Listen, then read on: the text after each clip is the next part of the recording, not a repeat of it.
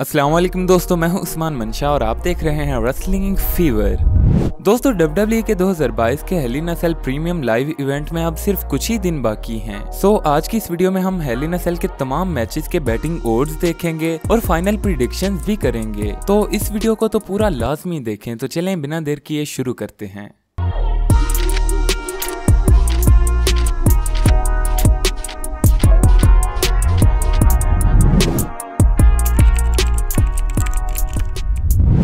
दोस्तों सबसे पहले एक ऐसे मैच की बात करते हैं जो अभी तक WWE ने ऑफिशियल नहीं किया है, लेकिन पॉसिबिलिटी है कि WWE बहुत जल्द इस मैच को ऑफिशियल कर सकती है। ये मैच है undisputed WWE tag team championship के लिए दी उज़ोस वर्सेस रिडल और शिंसुके नाकामोरा के दरमियान। ऑब्वियसली क्योंकि ये मैच अभी तक ऑफिशियल नहीं हुआ है तो इसके बैटिंग ओड्स भी मौजूद नहीं है, लेकिन अगर हम इस मैच के विनर को प्रिडिक्ट करें तो वो इतना ज्यादा मुश्किल नहीं होने वाला, क्योंकि अगर WWE ने दी उज़ोस को अनडिस्प्यूटेड चैंपियन बनाया है तो वो उनसे कोई भी चैंपियनशिप इतनी जल्दी नहीं लेने वाली। लिहाजा अगर ये मैच होता है तो इस मैच के लिए हमारी फाइनल प्रेडिक्शन ये है कि दी उज़ोस रिडल और शिंसुके नाकामोरा को हरा देंगे।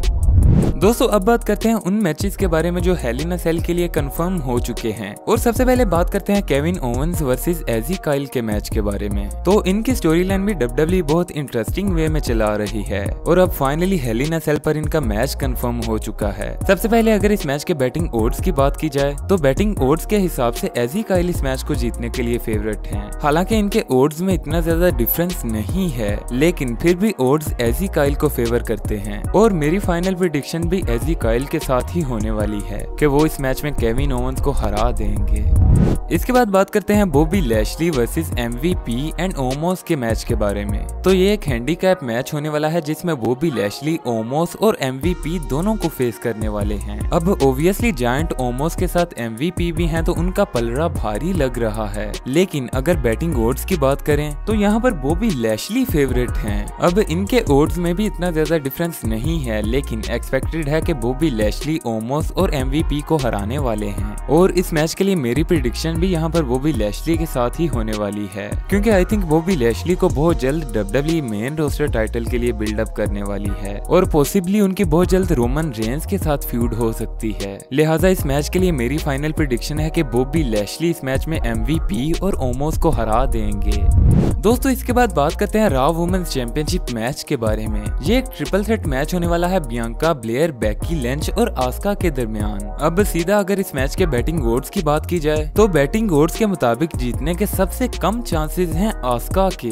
अब हालांकि उन्होंने रिसेंटली रिटर्न किया है, लेकिन बैटिंग ओड्स उन्हें फेवर नहीं करते और बैटिंग ओड्स के मुताबिक बियांका ब्लेयर यहाँ पर फेवरेट हैं कि वो इस मैच में रॉ वुमेन्स चैंपियनशिप को रिटेन करने वाली हैं। और दोस्तों मेरी प्रेडिक्शन भी यहाँ पर बियांका ब्लेयर के साथ ही रहने वाली है, क्योंकि आस्का या बेकी लिंच को इस वक्त रॉ वुमेन्स चैंपियनशिप देना WWE का एक गलत फैसला हो सकता है, और वो इसलिए क्योंकि बेकी लिंच तो पहले भी चैंपियन रही हैं और आस्का अभी अभी रिटर्न आई हैं। आई थिंक WWE यहाँ पर सेफली खेलते हुए बियांका ब्लेयर को उनकी चैंपियनशिप रिटेन करवाने वाली है, इसीलिए मेरी फाइनल प्रेडिक्शन रहने वाली है बियांका ब्लेयर के साथ। इसके बाद हम बात करते हैं 6 मैन टैग टीम मैच के बारे में, जो कि होने वाला है the judgment day versus Finn Balor, AJ Styles और लिव मॉर्गन के दरमियान। अब एजे स्टाइल्स लगातार 2 पेपर व्यूज पर एज से हार चुके हैं और वो लगातार 3 लॉस अफोर्ड नहीं कर सकते, क्योंकि वो WWE के एक टॉप स्टार हैं। लेकिन दोस्तों इस वक्त WWE के लिए एजे स्टाइल्स की हार से भी ज्यादा इंपॉर्टेंट है जजमेंट डे को बिल्ड करना, क्योंकि दोस्तों एजे स्टाइल्स, फिन बैलर और लिव मॉर्गन की तो टेम्परेरी अलाइनमेंट है,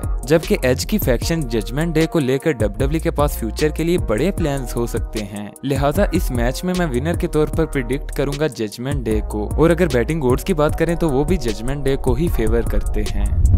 दोस्तों इसके बाद बात करते हैं एक इम्पोर्टेंट मैच जो कि होने वाला है यूनाइटेड स्टेट्स चैंपियनशिप के लिए, जिसमें यूएस चैंपियन थ्योरी अपनी चैंपियनशिप मुस्तफा अली से डिफेंड करने वाले हैं। अब इस मैच का बिल्डअप तो उतना ज्यादा अच्छा नहीं हुआ, लेकिन ये मैच बहुत ज्यादा इम्पोर्टेंट है अपने रिजल्ट को लेकर कि आखिर कौन इस मैच को विन करने वाला है। दोस्तों इससे पहले मैंने आपको एक वीडियो में 5 रीजंस बताए हैं कि आखिर क्यों मुस्तफा अली इस मैच को विन कर सकते हैं। तो इस मैच के विनर को लेकर फाइनल प्रेडिक्शन करने से पहले इस मैच के बैटिंग ओड्स देख लेते हैं। हैं। तो दोस्तों शायद ये आपके लिए सरप्राइजिंग हो क्योंकि थ्यूरी इस मैच को जीतने के लिए फेवरेट हैं और इनके बैटिंग ओड्स में डिफरेंस भी अच्छा खासा है। और इसकी सबसे बड़ी वजह यही है कि विंस मैकमैन थ्यूरी को एक बड़ा स्टार बनाना चाहते हैं। लेकिन भले ही यहाँ पर थ्यूरी के जीतने के चांसेस ज्यादा हैं, मगर मेरी प्रिडिक्शन यहाँ पर रहने वाली है मुस्तफा अली के साथ कि वो फाइनली अपने होम टाउन में होने वाले प्रीमियम लाइव इवेंट हेल इन अ सेल में हमें यूनाइटेड स्टेट्स चैंपियन बनते हुए दिखाई देंगे।